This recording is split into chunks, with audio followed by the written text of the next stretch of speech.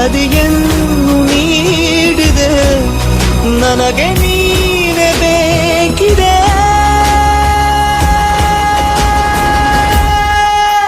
इश्क जीना भी है, इश्क मरना भी है, इश्क नारे ज़नी, इश्क तूफान है. ಈಗಂತೂ ಗಾಯಾಳು ನಾನು, ಈ ಗುಟ್ಟಲ್ಲಿ ಶಾಮೀಲು ನೀನು. ಈ ಪ್ರೀತಿಗ ಅತಿಯಾಗುವಂತೆ ನನ್ನನ್ನು ನೀನು ಹುಡುಗಾಡುವಂತೆ, ಆಗಾಗ ಒಂಚೂರು ಮರೆಯಾಗಲೇನು.